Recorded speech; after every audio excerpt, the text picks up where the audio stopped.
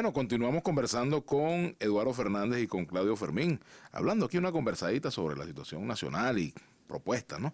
Claudio, te dejaba pendiente una pregunta con respecto a qué capacidad de incidencia tienen ustedes en la oposición, en la mesa de la Unidad Democrática, frente a lo que está pasando, frente a esta ausencia de propuestas, frente a veces lo que uno percibe como una pérdida del foco político y del foco social en el país, ¿no?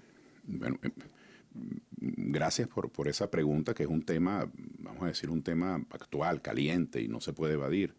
Pero te pido Adelante. 2 minuticos porque quisiera comentar algo tan interesante que dijo Eduardo sobre cambiar, sobre rectificar, sobre corregir. Yo siento que primero somos seres humanos, no somos robots. Los seres humanos tenemos aciertos, cometemos errores, en unas etapas de nuestras vidas tenemos carencias, luego las suplimos, luego nos rodeamos y eso se ve en todas las manifestaciones de la vida. Si usted no puede solo con una inversión, se busca un socio, pide un pagaré. Si usted cree que no sabe suficiente, hace un curso de especialización o contrata a otro que sepa de lo que usted no sabe, ¿verdad? Así que rectificar es muy humano. A mí, como venezolano, yo les confieso que a mí yo no sé si el verbo es molestar o me aturde. A mí me aturde mucho que yo no observo ningún propósito de enmienda en el gobierno del presidente Maduro. Que por cierto, yo en varias ocasiones escuché en cadenas a Chávez corregirse a sí mismo y con medidas muy concretas rectificar asuntos que había instrumentado años antes. Pero humanamente esa actitud de autosuficiencia, de infalibilidad que tiene el presidente Maduro, yo en 4 años, Eduardo, al menos yo no recuerdo que él haya corregido una sola de sus medidas, lo cual quiere decir que está muy acorde con el resultado de las mismas, está muy satisfecho. Entonces no creo que eso sea un buen consejo. Quienes le asesoran, este es un atrevimiento mío porque no sé si es que alguien le asesora, a lo mejor es él mismo, pero quien le asesora o quienes le asesoran, o si él por sus propias cavilaciones cree que rectificar es sinónimo de debilidad, yo le expreso que yo como venezolano, yo aplaudiría muy fuertemente si él rectificase. Si yo viese en una cadena de televisión al presidente Maduro decir, venezolanos, estas 4, 5 o 6 cosas que estoy haciendo bien, las voy a continuar y las voy a perfeccionar. Estas 7 u 8 que estamos haciendo regular, con resultados muy oscilantes, unas veces bien, otras veces deficientes, estas cosas las voy a estudiar y las voy a someter a revisión porque son irregulares los resultados. Y miren, venezolanos, así quisiera yo ver al presidente Maduro. Y estas 8 o 9 o 10 que han dado pésimos resultados, las vamos a eliminar. No se puede seguir actuando así. Eso sería una conducta racional. Un ser humano que las cosas positivas las profundiza, las cosas deficitarias o negativas las corrige, las dudosas las somete a evaluación. Eso es lo racional. Pero esa conducta prepotente conforme a la cual todo está bien, no me parece correcto. Y solamente una coletilla, un pequeño apéndice allí para terminar la idea de la rectificación. El presidente, en este caso Maduro, pero mañana Rodríguez, Fernández, Sifontes, Aristigueta, como se llama el presidente de mañana, para no entrar a lastimar a nadie. Fernández, pero, no, ese sí lo dije porque ese me gusta más. Pero entonces el presidente de mañana y el de hoy, ojalá fuese el de hoy también, tiene que hablarle a todo el país. Cuando el presidente Maduro se expresa alabando sus políticas, diciendo que son perfectas, que no cometen errores, que están blindados de todo punto de vista, que siempre la culpa la tiene el otro, la culpa siempre la tiene un tercero. Él le está hablando solamente a ese 20% que lo está respaldando. A más nadie, no le está hablando al resto del país. Pero si el presidente Maduro se resteara, como decimos en criollo, y respaldase con convicción las cosas que le dicen los estudios que se están haciendo bien o que están saliendo bien, le estaría hablando a los suyos. Y si corrigiese las cosas que muchos creemos que se están haciendo muy mal, nos estaría hablando al resto del país. Yo quisiera un presidente que le hablara a todo el país, no a una mitad nada más. Así que yo siento que lo han secuestrado. Vendiéndole una imagen de hombre blindado, en el fondo lo han secuestrado en su autosuficiencia. Entonces ese llamado que hace Eduardo Fernández a rectificar, a cambiar, no es simplemente un modelo que tú ves en un rotafolio, en un video BIM, que te pasan en una exposición. No. Esos modelos de rectificación y de cambio, si no están precedidos y si no están acompañados por un liderazgo que tenga profundas convicciones de la necesidad de rectificación y que esa necesidad de rectificación no es para sepultar a quien instrumentó eso. Esa rectificación no es para sancionar o como una penitencia histórica para el que lo hizo mal. No. Esa necesidad de rectificación es para que entre todos saquemos ese problema a flote y lo convirtamos en solución. Yo, lamentablemente, no soy una persona pesimista, pero debo ser sincero en esto. Yo no observo, pero ni una micra, ni una célula de propósito de enmienda en los compatriotas que están al frente del gobierno. Y eso es malo para Venezuela. ¿Y en la MUD? Que tiene que ver con lo que te preguntaba. Bueno, este otro asunto de la mesa de la unidad, yo debo confesarte, bueno, a ti creo que te lo he comentado en algún otro espacio. Sí, no, pero de todas maneras ya me lo preguntas, lo respondo a renglón seguido. Hace 5 o 6 años, no recuerdo fotográficamente, creo que fue hace 6 años, cuando la mesa de la unidad democrática se constituyó, a mí eso me ilusionó muchísimo, por varias razones. Primero, por una razón de tipo práctica. Porque frente a un hombre como el presidente Chávez, un hombre magnético, carismático, con un encanto, un hombre seductor, pues que habla el lenguaje de muchísimas capas de la población, que es un hombre espontáneo, simpático, pero encima de eso, un demagogo. Es decir, un hombre que ofrecía todo y lo ofrecía ya. Un lenguaje, claro, y ese todo y ya, adornado con petróleo a $100, daba 2 o 3 muestras de respuesta y eso retroalimentaba de nuevo su carisma y su popularidad. Entonces, un hombre tan carismático, un hombre arrollador en su simpatía, pero que además en la oferta era el populista por excelencia y con aquel tesoro público repleto, preñado, un hombre peligroso. Es decir, si no se entendía que frente a un líder de esas dimensiones había que unirse. Cuando yo vi que los diferentes partidos políticos convinieron en unirse más allá de su diferencia, yo dije, aleluya, este es un paso racional, porque están subestimando al presidente Chávez, no lo pueden subestimar, hay que promover una política de unidad, en primer lugar. Y en segundo lugar, porque también unirse era un propósito de enmienda de esos partidos sectarios, liderizados por caudillos, por autócratas, con unas visiones autosuficientes. Mire, si aquí pusiésemos nada más que como un trabajo, como un ejercicio de reflexión histórica, si pusiésemos en estos micrófonos las cosas que los adecos han dicho de los copellanos de los adecos, los masistas de los comunistas, los de Primero Justicia de los de Copey, es decir, si la gente pudiera oír lo que han dicho los unos de los otros, yo creo que les daría un poquito de vergüenza. La gente no se puede expresar así de los demás. Entonces, unirse también era, ante el país, no solamente una manera práctica de enfrentar a un hombre tan arbitrario y tan carismático y además con todo en la hacienda pública, que nunca distinguió entre la hacienda personal y la hacienda pública, sino que era también un mensaje humano de que había un propósito de apertura. Mas yo creo que eso no fue lo que ocurrió.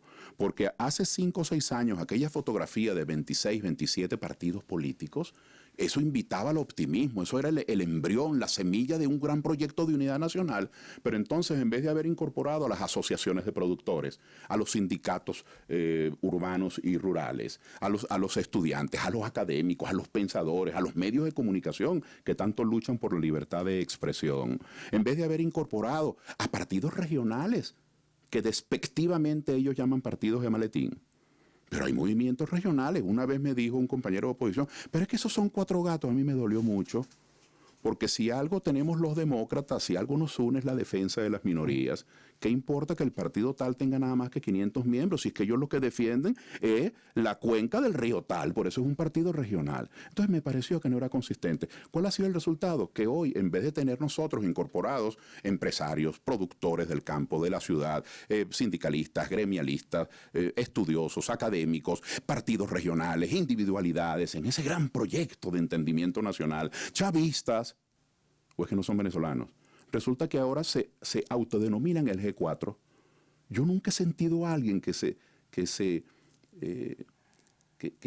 alegre y que crea públicamente que está haciendo una gracia exponiendo su capacidad de espantar a los demás. El G4, ¿qué significa el G4? Claro, so pretexto de que son los 4 partidos que obtuvieron representación parlamentaria, entonces ahora en vez de ser un proyecto de unidad, porque la unidad, como yo la vislumbro hacia el mañana, la unidad se hace con sumandos, la unidad se hace abriendo puertas y ventanas, agregando, la unidad no se hace excluyendo. Entonces yo lamentablemente no quisiera haber dicho esto, quisiera haber dicho otra cosa, pero yo creo que ahí requerimos un proyecto de convocatoria distinta a estos líderes que no es por control de calidad ni por excelencia, es por otras razones que tienen una exclusión y una discriminación permanente. Creo que están viendo un mundo muy pequeño. ¿Qué dice Eduardo Fernández sobre estos comentarios de Claudio Fermín? Que la gente, el venezolano que nos está oyendo, el venezolano común, quiere ver a sus líderes ocupados del problema de la comida, del problema del abastecimiento. Incluso la oposición es muy importante, pero yo diría que deberíamos cultivar un concepto más trascendente, que es alternativa. Es indispensable que el venezolano común diga, estos señores que están gobernando no nos resuelven el problema, pero aquí hay una alternativa bien pensada, bien elaborada, planteada por un movimiento que no sea una obsesión con ocupar nosotros posiciones burocráticas, sino que sea muy representativo, como lo ha dicho muy bien Claudio. Los factores de la producción, uno de los problemas más grandes es que no tenemos producción. Antes producíamos arroz y llegó un momento en que exportábamos arroz, producíamos azúcar, producíamos cemento. Nada de eso lo estamos produciendo ahora. Y la gente dice, ¿y qué propone la alternativa? Entonces, si algo yo le sugeriría, con mucho respeto, porque son gente que tiene mucha sabiduría, los que están dirigiendo los partidos políticos, si algo sugeriría yo es pongan el acento en la propuesta, cómo reactivamos la economía. Y la economía se reactiva con fórmulas muy sencillas. Ahí pudiéramos citar a Gonzalo Barrios, pero al revés, diciendo a ellos les falta un poquito menos de sabiduría. Así es. Pero fíjate tú, inflación ha habido en otros países. En Chile y en Argentina hubo procesos inflacionarios terribles. Pero no solamente en esos países latinoamericanos, en Alemania, que es bueno, Alemania tuvo después de la Guerra Mundial, de la Primera Guerra Mundial, un proceso inflacionario feroz. El remedio para la inflación ya se ha encontrado, ya se sabe. Por eso es que en casi ningún país del mundo hay inflación, con la excepción de Venezuela, con la dolorosa excepción de Venezuela. ¿Por qué hay inflación en Venezuela? Porque no hay producción. ¿Por qué no hay producción? Porque no hay inversiones. ¿Por qué no hay inversiones? Porque no hay confianza. Si nosotros presentamos la alternativa frente al fracaso de las políticas oficiales, la alternativa presenta unas propuestas inteligentes. Poner el control de cambios es muy sencillo, quitarlo es muy complicado. Para quitarlo se necesita un auxilio financiero internacional muy importante. Ese auxilio financiero internacional no va a venir si no hay un gobierno que merezca confianza. Y si no, es complicadísimo levantar el control de cambios. Y si no se levanta el control de cambios, seguimos sin inversiones. Y si seguimos sin inversiones, seguimos sin producción y seguimos con los anaqueles vacíos en los mercados.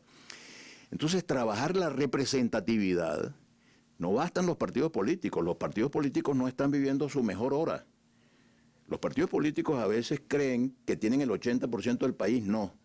El 80% está contra el gobierno, no necesariamente está a favor de las propuestas de los partidos.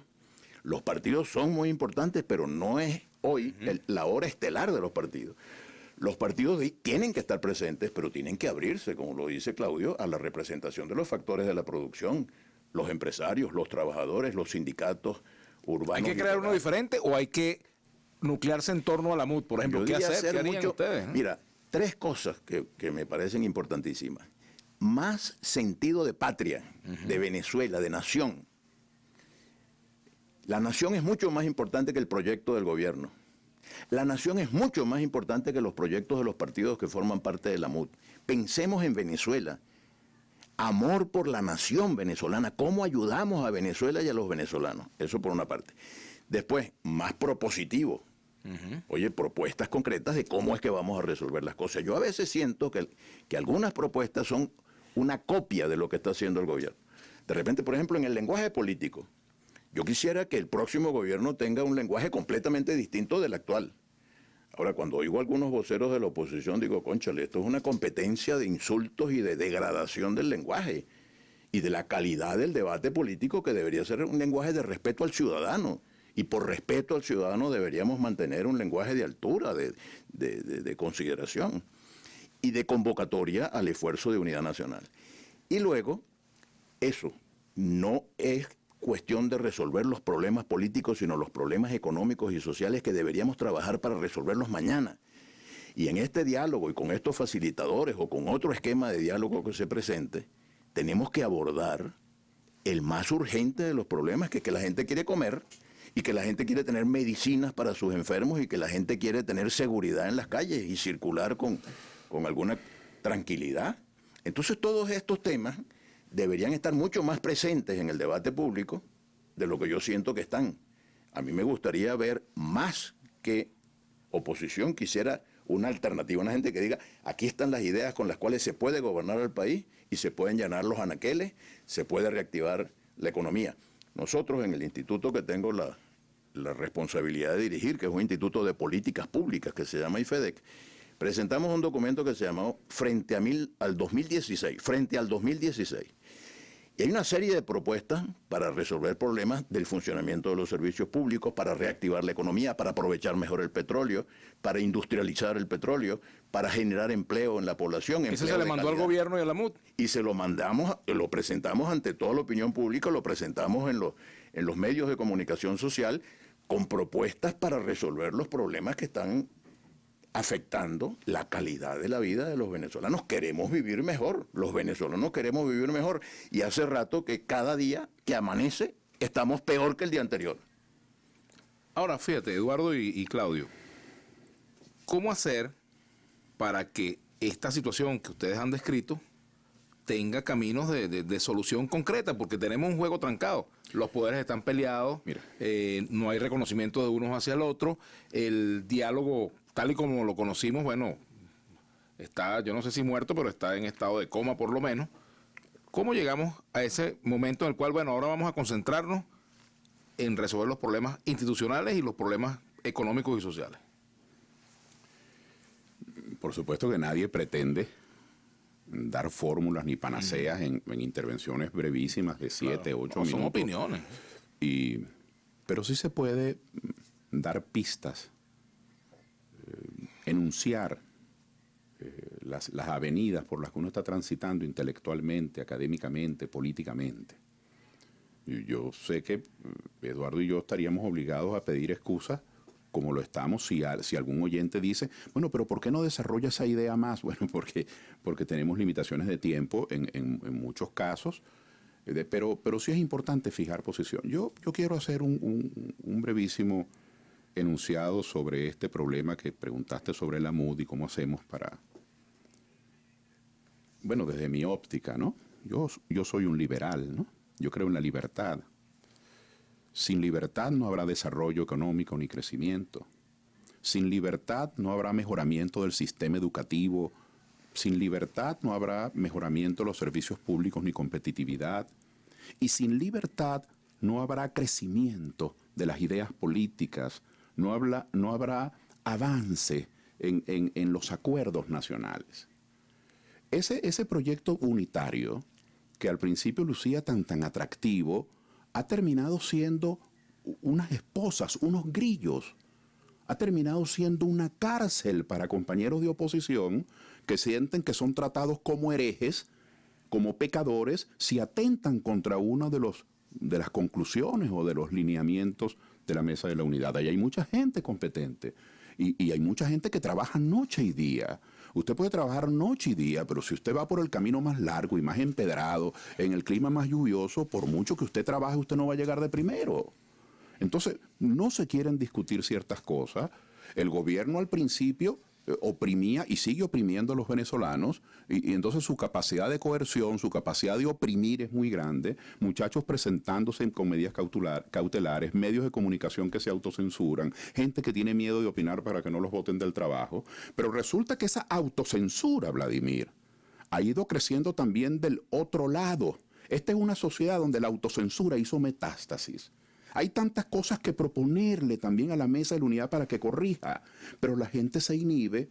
No vayan a decir mi vecino, mi hijo, mi papá, que yo soy un tal por cual, que tengo un entendimiento con el gobierno. No vayan a decir eso. Que además, no solamente que la gente le tiene miedo a ese rumor, sino que la gente cree que es verdad, que es bueno construir una sociedad en segregación, donde los chavistas no le hablen a los adecos, ni los copellanos a los justicieros, ni los de Voluntad Popular a los de 20, ni los empresarios. Ese problema de segregación que vive Venezuela. Los adecos andan con adecos, los copellanos con copellanos, los empresarios con empresarios, los periodistas con periodistas, los sindicalistas con sindicalistas. Es algo terrible. Se ha ido perdiendo el concepto de la nación, del proyecto nacional. Y uno ve que la gente habla de proyectos nacionales, pero allí, entre ellos, entre los que se aplauden a sí mismos. Entonces yo tengo que decir con mucha franqueza que si no hay una convicción profunda, yo diría que casi que religiosa, en el valor que tiene la libertad para cambiar los pueblos, no vamos a avanzar. Esas instancias que llaman unitarias, porque la unidad se supone que es una catapulta para que en ella todos nos impulsemos. La unidad ha terminado siendo un cuarto con 4 candados donde nadie puede salir de allí, donde está prohibido opinar de tal o cual manera. Fíjate tú lo de la marcha de ayer. Yo le hice seguimiento con mucho cuidado a la marcha del 23 de enero. Y bueno, lo que he registrado, lo que he percibido es que la concurrencia fue bastante menor que las expectativas de los organizadores. Eso es lo que yo he captado, ¿no? Si no fue así, pues cómo me alegra equivocarme. Y mucha gente que dice que fue mucho menor, me pregunta, ¿y por qué cree usted? Bueno, yo creo fundamentalmente por 2 cosas. Primero, porque ha habido una gran frustración en cuanto a un mecanismo de diálogo, que el mecanismo, la herramienta, es absolutamente inocente de cómo usted la opere. Usted con la dinamita puede abrir un gran boquete para hacer los túneles de la Caracas-La Guaira o para haber hecho la Cabrera, y con la dinamita puede matar gente también. La culpable no es la dinamita. Entonces el culpable no es el diálogo. Entonces esa frustración de haber instrumentado mal la agenda, los procedimientos, ¿cómo se va a hacer un diálogo si ambas partes vivían insultándose noche y día? Porque estaban hablando para sus seguidores, estaban hablando para las gradas, no para el producto final. Y luego, esta propuesta del abandono del cargo, una cosa insólita, porque quienes decimos que hay que respetar el Estado de Derecho, no podemos estar promoviendo una cosa que es contra derecho. Quienes decimos que tenemos que enseñarle a nuestros hijos la verdad, no podemos decir una mentira. Si yo más bien veo que Maduro trabaja 8, 10, 12, 14 horas, lo que pasa es que trabaja en cosas equivocadas y lo que hace lo hace mal, pero yo no veo que la haya abandonado. Entonces, hacer sinónimo a abandono de fracaso, a abandono de ineptitud, yo creo que es una temeridad que la gente no se traga. Entonces, después del abandono y después del diálogo, ¿cómo creía usted que los convocantes iban a tener ahí 3 millones de asistentes? Es difícil, claro. Ahora, usted dice esto, mucha gente dirá, o alguna gente dirá, concha, Claudio está diciendo una cosa, voy a pensarlo. Y muchos dirán, te fijas, yo te dije que ese tipo está pagado por el chavismo. Entonces, en esas cárceles, esa cárcel que es la autocensura, sin libertad no hay progreso político, como tampoco hay progreso económico. Bueno, vamos a continuar conversando. Tenemos que hacer la pausa. Vamos a hacer la pausa. Y al regreso, continuamos. Tenemos 2 minuticos. Lo que pasa es que para que Eduardo pueda explicar un poco más. Una recomendación que yo haría es estudiar los ejemplos exitosos de transiciones que se han dado en países que han sufrido dictaduras terribles. Hoy decía tu excompañero Chatterton en mi programa, Roy Chatterton, que no le gusta esa palabra transición. Porque la ha utilizado Estados Unidos para quitar el gobierno, ¿no? Transición es lo que ocurrió, por ejemplo, en Polonia, donde había un régimen comunista y había hambre, y habían colas, y había desabastecimiento. Y un señor muy comunista, era el jefe del Partido Comunista llamado Jaruzelski, se sentó a conversar con un dirigente sindical llamado Lech Walesa, que era dirigente de los sindicatos de Solidarnosc. Y Lech Walesa era opositor al gobierno, y Jaruzelski y Walesa conversaron, nombraron un gobierno de transición, y Polonia tuvo no solamente un cambio político de una dictadura comunista a una democracia basada en elecciones libres, sino que además un progreso económico y una generación de empleo fabulosa. En Chile, después de 3 años de un gobierno socialista con resultados muy negativos, colas, desabastecimiento, etc., Vinieron 17 años de una dictadura militar y hubo una transición inteligente con los partidos políticos que asumieron una actitud muy patriótica, y Chile tuvo no solamente un cambio de dictadura a democracia, sino progreso económico y progreso social. África del Sur, Nelson Mandela preso durante 27 años. El gobierno, que era responsable de una cosa horrible, que era la discriminación de la población mayoritaria, que era la población de color. Bueno, el gobierno negoció con Mandela, organizaron un gobierno de unidad nacional, y al jefe del gobierno que tenía preso a Mandela, Mandela cuando sale y gana las elecciones lo agarra y le dice: no se me vaya, yo quiero tenerlo a usted de vicepresidente, y trabajan un clima de unidad nacional que permitió pasar de una dictadura abominable, el apartheid que llamaban, a un régimen democrático con progreso económico y progreso social. Si todos esos países han tenido en éxito, yo podría hablar de España, de México, de otros países en donde ha habido procesos de transición, le guste o no le guste al señor Chatterton, procesos de transición. Si todos esos países han tenido éxito, los venezolanos no somos menos inteligentes que ellos, ni menos patriotas. Lo que pedimos a nuestros líderes es: pónganse de acuerdo para hacer una transición de esta especie de dictadura, de suspensión de la Constitución, a un régimen plenamente democrático, con libertad, como lo dice Claudio, donde haya progreso económico y progreso social y vivamos todos mejor. Vamos a hacer una transición hacia la pausa y ya regresamos para que libremente podamos hablar sobre el tema del diálogo precisamente. Creo que es bueno ver en qué condiciones pudiera reanimarse o reactivarse un proceso de diálogo en Venezuela, esos 21 puntos que han sugerido los mediadores, y si la mesa de la unidad democrática debe sentarse. Es necesario y suficiente que la mesa se siente, hace falta la mesa más otras mesas. Vamos a la pausa, ya venimos con Eduardo Fernández y Claudio Fermín.